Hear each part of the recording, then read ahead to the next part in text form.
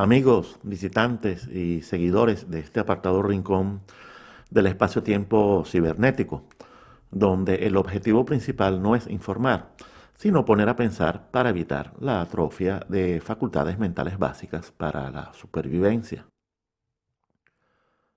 Hoy voy a hablarles de China y su importancia en este momento decisivo del cual podría surgir un conflicto a escala impredecible propio de un fin de ciclo histórico, algo que ya les he explicado. Y tomé esta decisión al toparme con un tuit que fue como una alarma, un aviso de que ya no podía posponer el tema. Pero antes voy a hacer una breve exposición de repaso sobre qué es el globalismo y cuáles son las agendas globalistas de dominación. El globalismo es un proyecto de dominación global para un nuevo orden mundial, que se propone consolidar cierto proceso de acumulación y concentración de la riqueza que se ha desarrollado en los últimos 5 siglos a la par con la modernidad. Este proyecto pretende imponer un gobierno único mundial, al cual no se le puede oponer ninguna construcción de la civilización occidental, llámese libertad, propiedad, derechos, identidad, pertenencia, familia, incluso la personalidad, incluyendo todo lo que nos hace humanos, tanto en lo individual como en lo colectivo, y desde luego incluyendo a Dios. Por lo tanto, tiene como fin transformar al mundo tal como lo conocemos, sin dejar títere con cabeza. Y aquí no se salva a nadie. No se salva el capitalismo de economía y comercio reales, de economía tangible, sobre todo a pequeña y mediana escala. No se salva el liberalismo clásico que separa Estado y mercado. Y tampoco se salvan todas las derivaciones marxistas clásicas de defensa de la clase trabajadora, como socialismo y comunismo.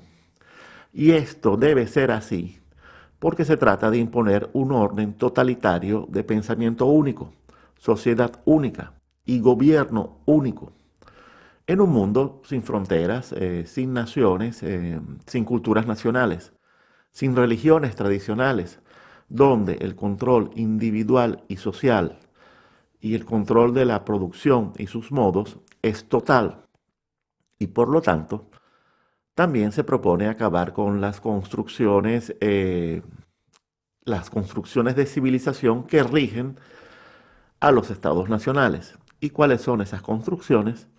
La república y la democracia, que serían sustituidas por gobiernos centralizados elitistas, que aplicarán un sistema positivista, meritocrático, biopolítico, basado en cienciocracia y tecnocracia. Y este sistema se plantea no solo un objetivo colectivo de transformación de las sociedades, sino la transformación posthumanista, transhumanista de cada individuo. Ahora bien, este servidor insiste en la existencia de dos agendas distintas dentro del globalismo. La globalista propiamente dicha, que es estadounidense, europea, es occidental, y la comunista versátil, liderizada y dirigida por China, que se podría decir que es tercermundista, porque se enfoca sobre todo en países subdesarrollados o en vías de desarrollo, necesitados de inversiones en infraestructura. Comencemos con la agenda globalista. Esta agenda se plantea la demolición y sustitución de la civilización occidental en todo sentido, en sus creencias, visiones, costumbres, tradiciones, religiones, pero también en sus instituciones sociales, políticas, culturales y económicas. Esta agenda se expresa sobre todo en Europa. La Unión Europea es su máximo logro y desde luego se expresa en Canadá, Australia, Hong Kong y en los Estados Unidos por medio del Deep State bipartidista, donde el Partido Republicano, el establishment republicano, es globalista. Ahora bien, la caída de la democracia en los Estados Unidos es el próximo objetivo de esta agenda. Una vez lograda la Unión Europea, que es una construcción 100% globalista. Desde luego, el otro objetivo principalísimo es la destrucción de Rusia, el país más opuesto al globalismo en todas sus formas y agendas. Si no se logra esto, no se podrá avanzar en la incorporación definitiva de los Estados Unidos a una gran superpotencia globalista de Occidente. Desde luego, el otro objetivo del cual no podemos olvidarnos es Israel. Pero eso ameritaría todo un video aparte, como el que voy a hacer con Rusia, cuando llegue el momento propicio. Bien, vamos con la otra agenda. La otra agenda del globalismo es la agenda del comunismo versátil, planificada y dirigida por China. De ese comunismo versátil que se expresa como modalidad en eso que Deng Xiaoping definió como un país, dos sistemas. Estado comunista y mercado capitalista en un mismo país, el cual a su vez genera como modelo político de Estado y gobierno el modelo chino de control social totalitario de todas las clases sociales, incluyendo el control de toda la clase social alta y de las élites económicas y culturales, que deben ser élites orgánicas al servicio del aparato de dominación, al servicio de un bloque histórico imperial hegemónico. Este modelo chino de control social absoluto, en donde la sociedad es totalmente transparente y el Estado totalmente opaco, es desde luego el modelo que el globalismo en general se plantea aplicar en todos los países. Y en este sentido se podría afirmar que China es una sociedad laboratorio, donde este modelo se está afinando y perfeccionando. Así que el comunismo versátil es el globalismo en modo chino, que se plantea la conversión de China en la principal potencia global, en la superpotencia del siglo XXI. China navega el mar de la felicidad globalista, pero lo hace con su propia nave.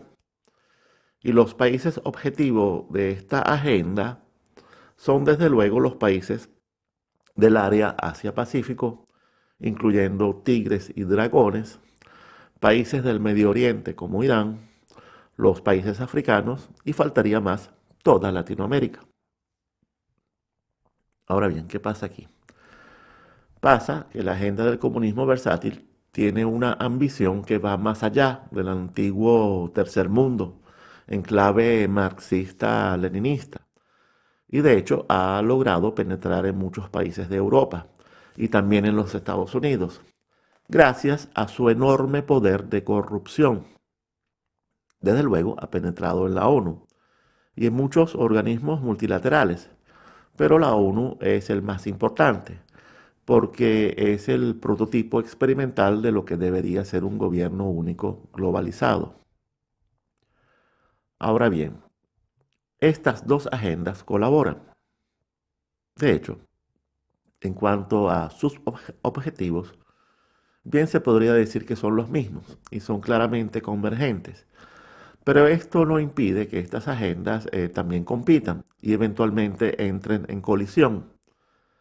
En Italia tenemos una confrontación entre los globalistas del Partido Democrático y los comunistas versátiles del Movimiento Cinco Estrellas, aunque ambos han formado una coalición de gobierno. En España tenemos una confrontación entre el comunismo versátil de Podemos y de ciertos grupos radicales y separatistas y el globalismo representado por el PSOE y el Partido Popular, aunque en realidad ningún partido español se salva de la contaminación globalista. Ninguno. En Venezuela, el chavismo es comunismo versátil y toda la oposición visible es globalista. En Colombia manda el globalista Iván Duque y tenemos a Gustavo Petro como comunista versátil. En Ecuador, Rafael Correa es comunista versátil y Lenín Moreno es globalista. Como vemos, entre globalistas y comunistas versátiles pueden darse convergencias y alianzas de mutua conveniencia, como las hay entre familias y pandillas de un sistema mafioso. Pero también hay rivalidad, competencia y en algunos casos verdadera lucha.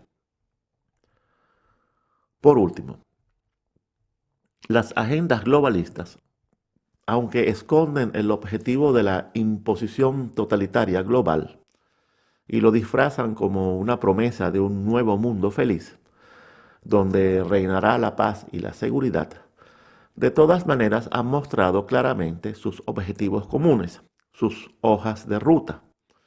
Y estas hojas de ruta se pueden estudiar, son públicas. Y para este servidor son 5, las hojas de ruta de las agendas globalistas. 1. La Agenda 21, que es un acuerdo de las Naciones Unidas para promover el desarrollo sostenible a lo largo del siglo XXI. 2. La Agenda 2030, también de la ONU, que contiene los Objetivos de Desarrollo Sostenible para el periodo 2015-2030. 3.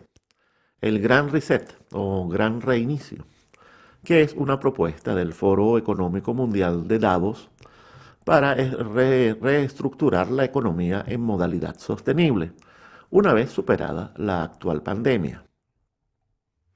4. La encíclica Fratelli Tutti del comandante Bergoglio, el camarada que se encuentra actualmente al frente del Vaticano. Este documento es muy importante y de su estudio se está encargando Aura Palermo. Y desde luego, y vamos al punto 5, y desde luego por parte de China tenemos una hoja de ruta propia que se debe agregar, una ruta particular, que es la nueva ruta de la seda, el gran plan geoestratégico y geopolítico de China como superpotencia, que a su vez se encuentra englobado en la iniciativa Belt and Road, One Belt, One Road. Todas estas agencias y hojas de ruta las podrán consultar en los links que puse abajo en el texto descriptivo. Bien, sigamos. ¿Por qué insisto en la existencia de dos agendas globalistas, la occidental y la china? ¿Por qué hago esta diferencia? Porque más allá de la diferencia cultural entre Occidente y Oriente, algo que nunca se debe desestimar, observo una división territorial en los países objetivos. Observo que hay una hoja de ruta propiamente china, que se expresa en la ruta de la seda, pero también en el grupo de los BRICS, Brasil, Rusia, India, China y Sudáfrica, donde Brasil, Rusia, India tienen gobiernos soberanistas, conservadores. Observo además que más allá de la colaboración hay rivalidad, como ya se las he descrito. También observo que en la deriva totalitaria de todo el globalismo está surgiendo cierta belicosidad en China, que es inusual para el pacifismo que debería caracterizar a todo el globalismo. En fin, no olvidemos que en China hay un régimen de partido único, declaradamente comunista, aunque con sus facciones en el Partido Comunista Chino, donde una de estas facciones es liberal globalista, mientras que las otras se podrían definir como nacionalistas, incluso tradicionalistas.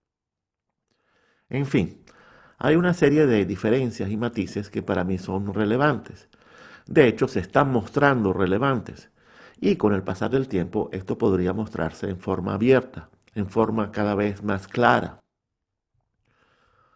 Bien, ahora vamos con el tweet que me llamó la atención y me convenció para hablar sobre China. Aquí lo tienen.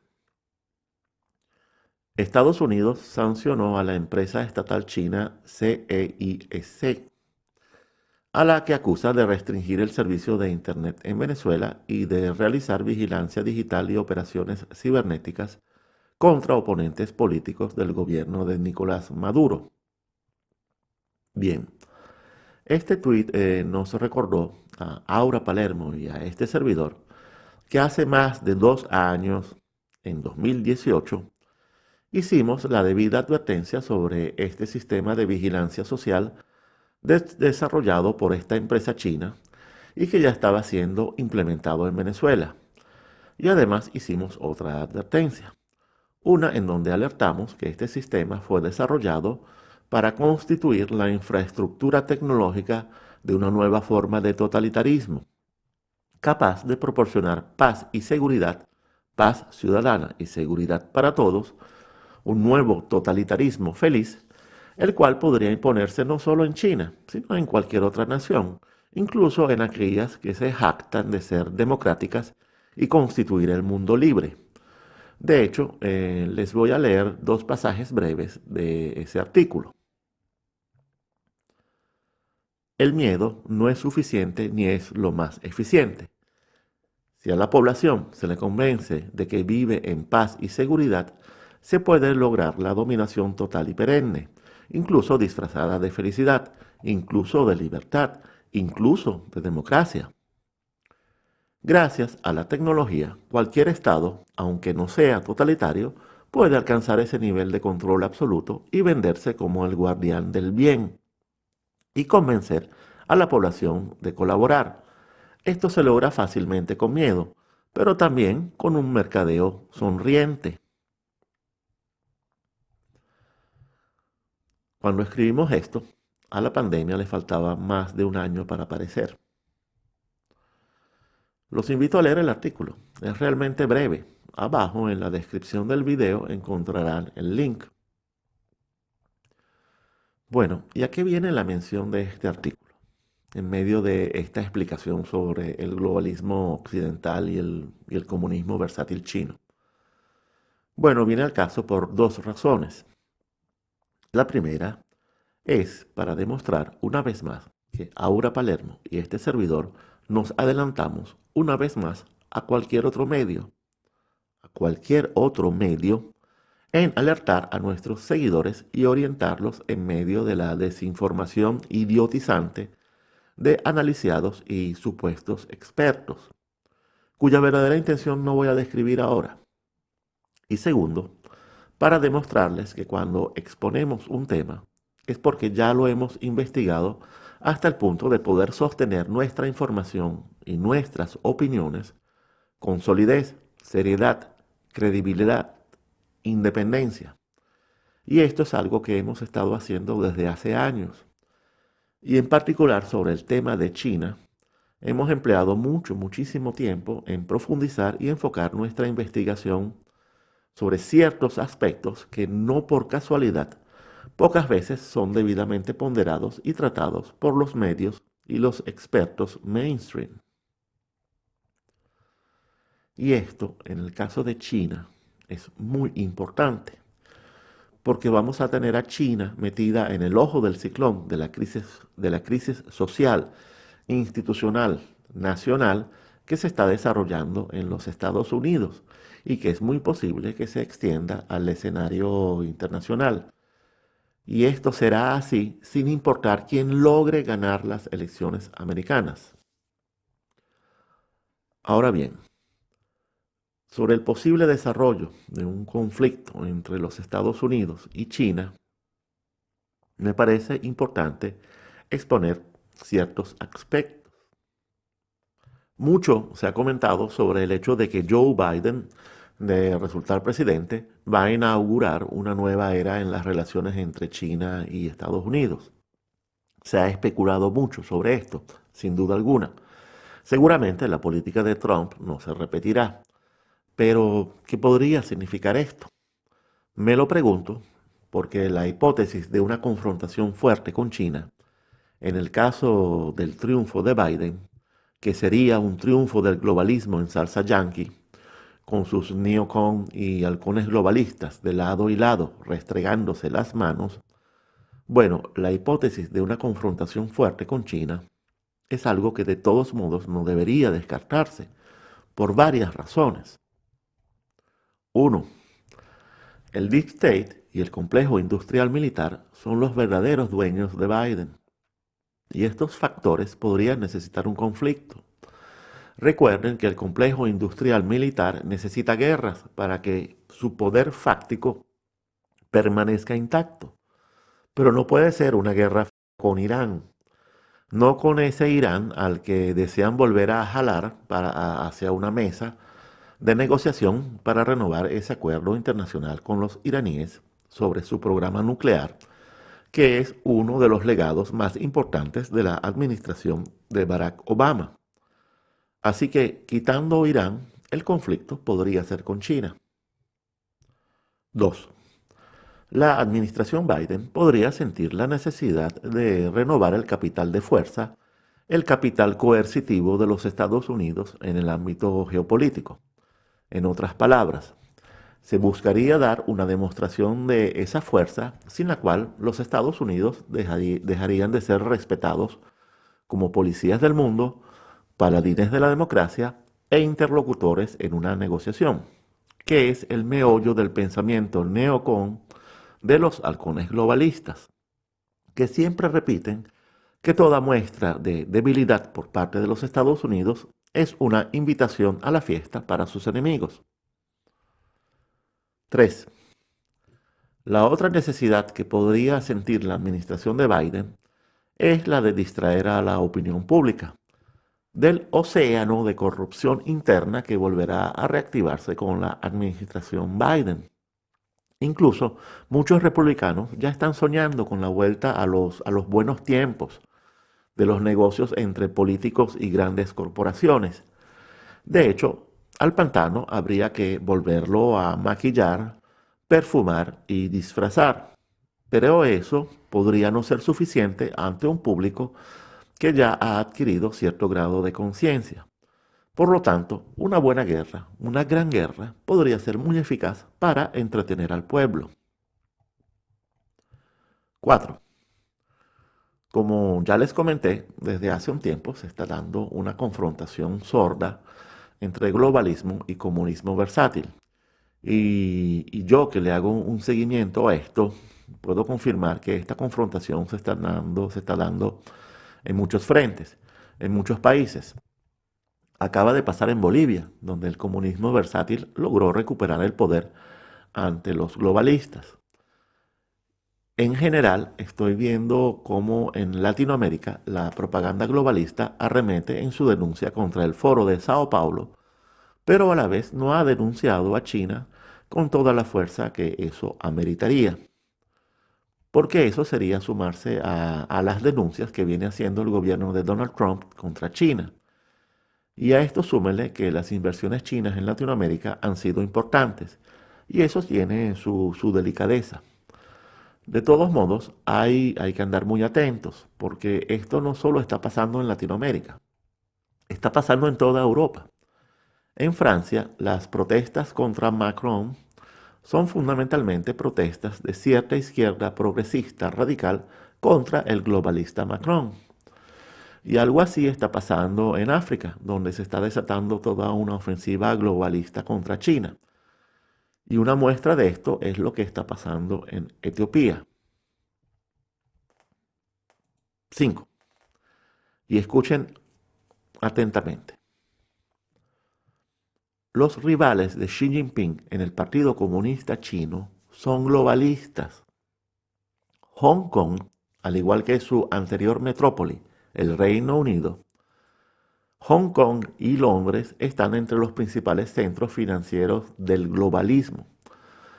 En las protestas de Hong Kong había protestas genuinas, no puede caber la menor duda, pero también había revolución de colores, había agentes globalistas y hay líderes globalistas como Hillary Clinton que expresaron que todos nos solidarizamos con el pueblo de Hong Kong en su lucha por la democracia, la libertad de la represión y un mundo que desean ver.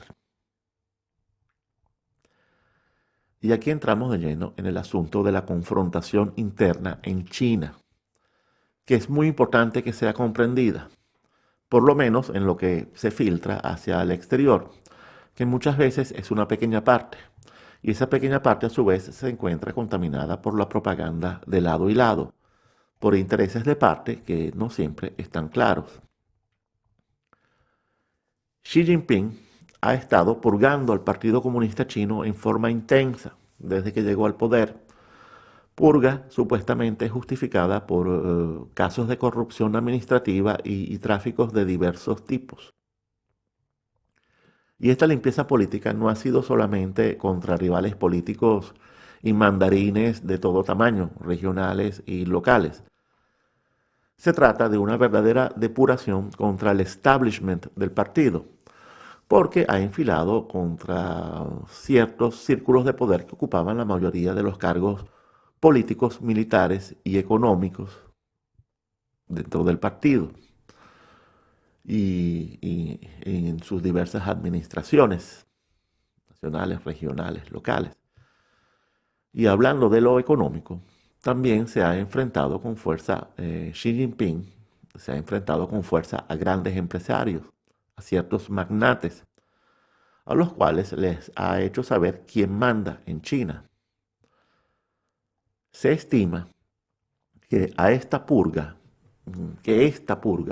ha descabezado a 1,5 millones entre dirigentes, gobernantes y empleados del Partido Comunista de China, que han sido sancionados, despedidos o arrestados por delitos relacionados sobre todo con corrupción o malversación.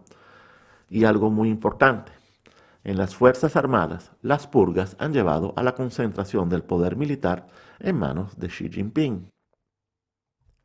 Y sin estas purgas, Xi Jinping no hubiese logrado la reforma constitucional que ahora le permite reelegirse por tiempo indefinido, rompiendo con esa rotación de líderes que se había instaurado después de Mao, para colocar al Partido Comunista como una entidad que debe estar por encima de sus líderes. Pero estas purgas, además, pudieran ser la expresión de otra confrontación en el seno del Partido Comunista, confrontación de carácter ideológico, a la cual no se le ha dado la importancia que merece. Y ahora sabrán el por qué. Me explico.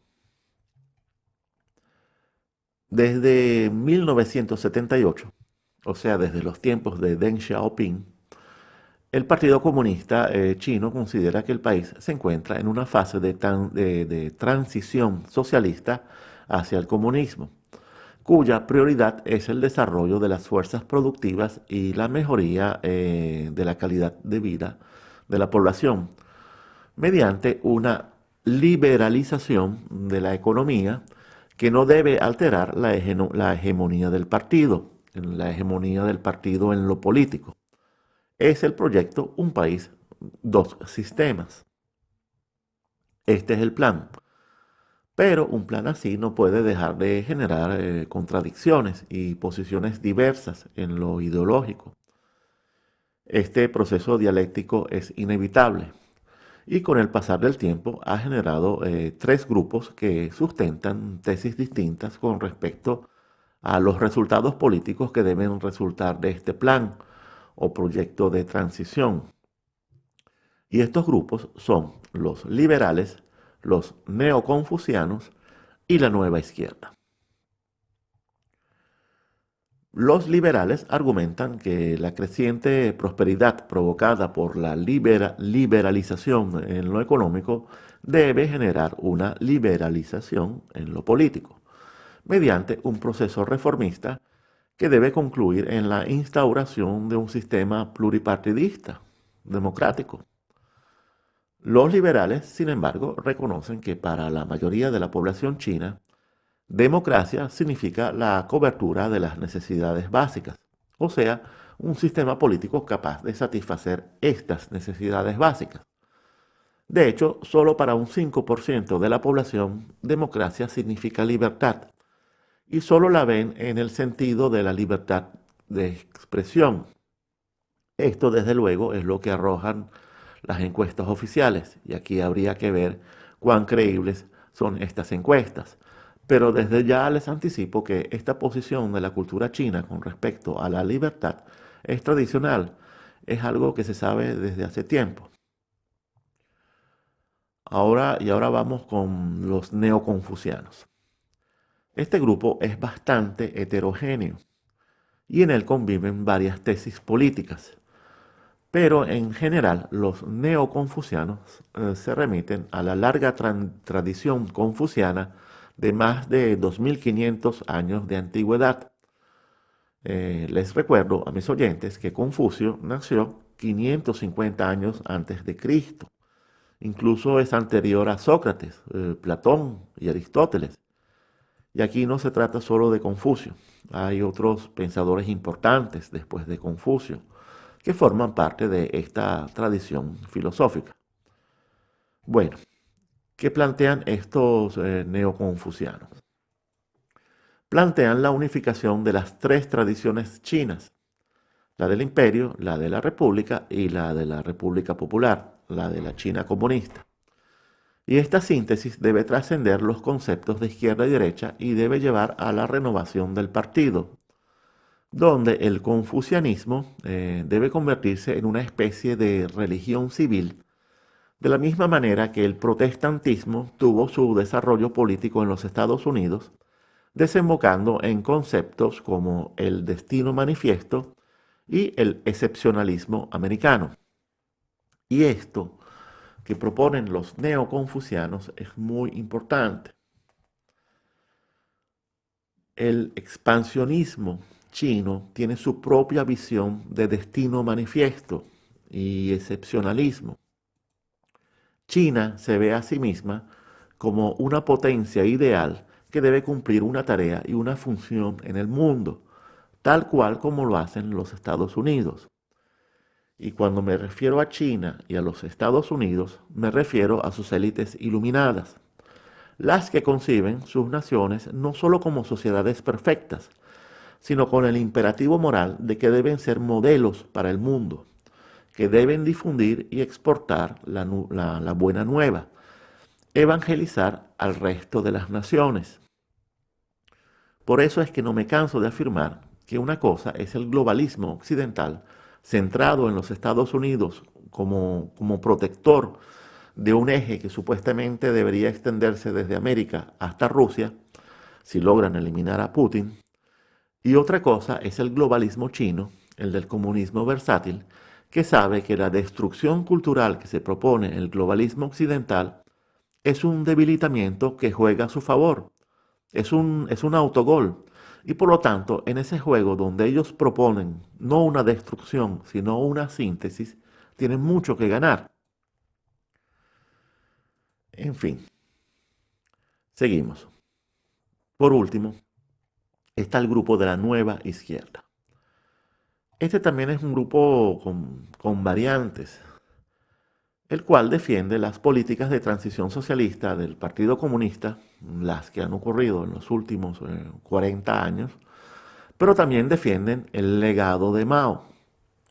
Por lo tanto, argumentan que se debe reconocer que la gran particularidad del socialismo chino es que carece de un modelo preconcebido, y esto debe aceptarse, tal como Mao lo aceptaba cuando afirmaba que las cosas del mundo son complejas y las deciden diversos factores.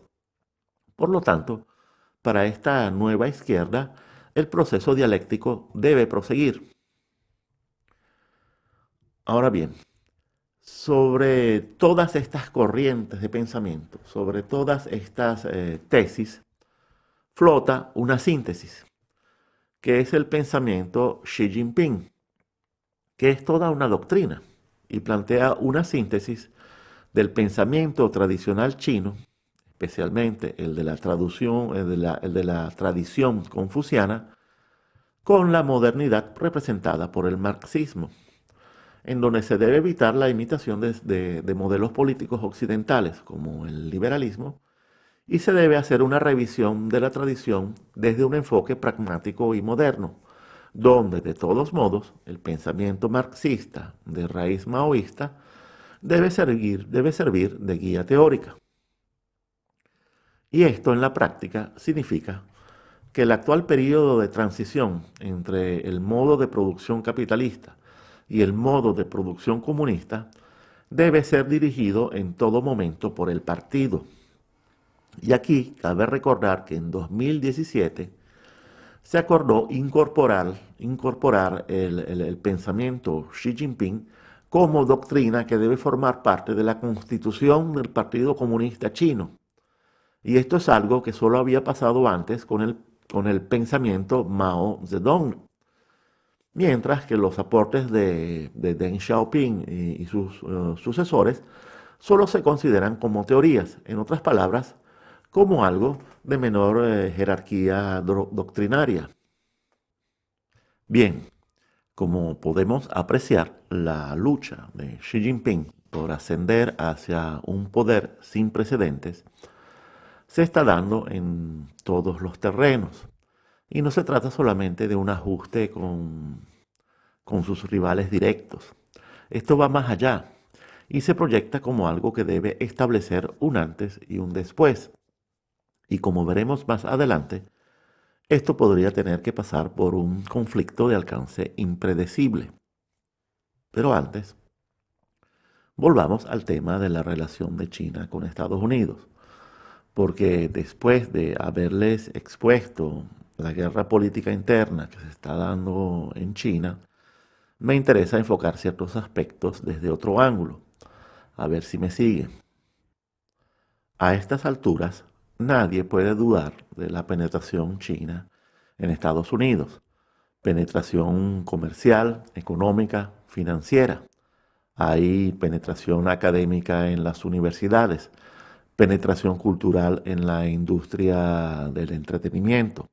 Y por si esto fuese poco, se han establecido muchas alianzas estratégicas de intercambio y negocios con algunos estados, como por ejemplo con el estado de Nueva York. Pero hay otros estados, muchos estados, sobre todo los gobernados por demócratas, que han establecido estrechas relaciones con China. Y todo esto para no hablar de la penetración comunicacional en medios tradicionales y digitales. Y esto para no hablar de la penetración informática, a pesar de todos los esfuerzos de la administración Trump por tratar de detener estas infiltraciones, estas intromisiones. Pero, ¿cuándo comenzó todo esto? Esta es una historia larga. Habría que retroceder décadas hasta llegar a los años 70. Y no es mi objetivo hacerlo hoy. Sepan de todos modos que esta China, con su modelo Un país, dos sistemas, también es una obra del globalismo, una obra cuyo autor principal es uno de los ideólogos fundamentales del globalismo, Henry Kissinger. Pero hoy no quiero prolongarme más allá de lo sensato. Así que retrocedamos solamente hasta el gobierno de Barack Obama, que fue también el gobierno de Joe Biden como vicepresidente y también el de Hillary Clinton y John Kerry como secretarios de Estado. ¿Qué fue lo que ocurrió durante esa administración con respecto a China? Pues la impresión que se tiene al hacer una investigación incluso superficial es que ocurrió una aceleración de la penetración china en Estados Unidos, que algún día será probada debidamente, algún día podrá ser revelada y que podría constituir incluso un caso de traición a la patria. Y digo esto porque esta penetración, que podría incluir activos sensibles, activos de valor estratégico, terminó por comprometer la seguridad nacional de los Estados Unidos, así como lo oyen. Pero enfoquemos nuestra mira en alguien que podría ser el próximo presidente de los Estados Unidos, Joe Biden. Ahora todos sabemos que es muy probable que la familia Biden padre, por medio de su hijo Hunter, al parecer hicieron jugosos negocios con China, negocios de tráfico de influencia sobre todo. Pero ahora que también sabemos cómo es la situación interna en China, la situación política interna, nada tranquila, sería lícito preguntarse con cuál parte de la dirigencia china hicieron negocios los Biden. Sería muy interesante saber esto, porque el Partido Comunista Chino y sus miembros, especialmente sus miembros más prominentes y acaudalados, los más liberales, los más corruptos, a lo mejor no cuentan con el blindaje necesario frente a Xi Jinping y sus tendencias purgatorias, con las cuales ha venido golpeando a ciertos magnates. También para enviar ciertas señales, faltaría más, porque es posible que el Estado profundo chino no coincida totalmente con el Partido Comunista Chino. Cuidado con esto. Y ahora, para terminar, vamos a un último punto que podría ser muy importante en los próximos tiempos, y es el giro que Xi Jinping le ha dado a su política exterior, un giro a contrapelo de toda su política anterior, la cual a su vez representaba una innovación con respecto a la de sus antecesores. Me explico. La política exterior china antes de Xi Jinping era una política de bajo perfil, hasta el punto que muchos analistas internacionalistas llegaron a concluir que China carecía de política exterior. Después llega Xi Jinping y esto cambia. Y China comienza a actuar en el escenario global en forma abierta, tratando de ejercer una fuerte influencia geopolítica mediante la difusión de cierto modelo chino de exportación, que no es solo político, sino económico, tecnológico, cultural. Pero a partir de 2016 ocurre un notable cambio de actitud. Por ejemplo, las reclamaciones territoriales chinas se vuelven cada vez menos diplomáticas, hasta incurrir en excesos que realmente sorprenden a la comunidad internacional. Y a partir del año pasado, y sobre todo a partir de este año, se comienza a observar un nivel de agresividad y belicosidad realmente preocupante, que no es solo hacia afuera. ¿Por qué? Porque hacia adentro ha comenzado una operación de propaganda que se podría definir perfectamente como una operación de exaltación patriótica y nacionalista. A este asunto yo le dediqué un video, eh, breve reflexión sobre China, Hong Kong y el fatalismo de la dualidad, en el cual abordo esta situación y otros temas relacionados. El link lo encontrarán abajo en el texto descriptivo. Ahora bien, ¿por qué Xi Jinping ha dado este golpe de timón hacia aguas tempestuosas, abandonando el modo chino de conquista del mundo en forma pacífica?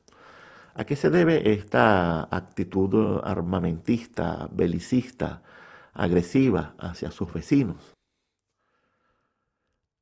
En el video que le dediqué a la historia cíclica, la historia y sus ciclos ante el final de los tiempos, cuyo link también encontrarán más abajo, me voy con la hipótesis de que la sabiduría china ancestral posee un conocimiento profundo de la historia y por lo tanto saben perfectamente que la historia tiene sus ciclos.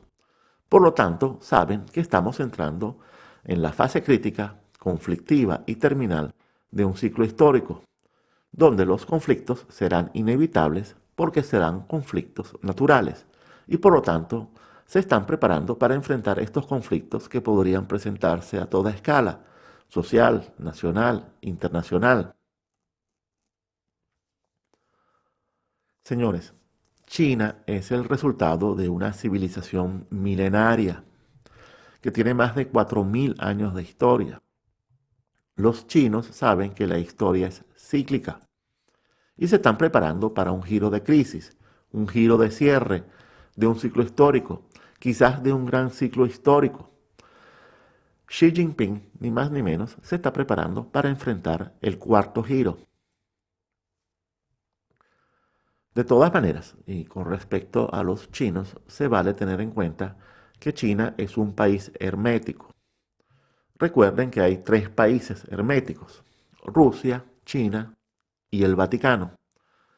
Son países que obedecen a la famosa definición de Churchill, que Churchill dio sobre Rusia, cuando dijo que Rusia es un acertijo envuelto en un misterio dentro de un enigma.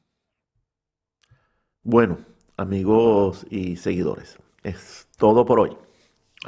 Hacer un video sobre China que no dure horas es toda una proeza, pero espero por lo menos haberles transmitido lo esencial para comprender lo que podría pasar con China, en tiempos que podrían presentarse más temprano que tarde.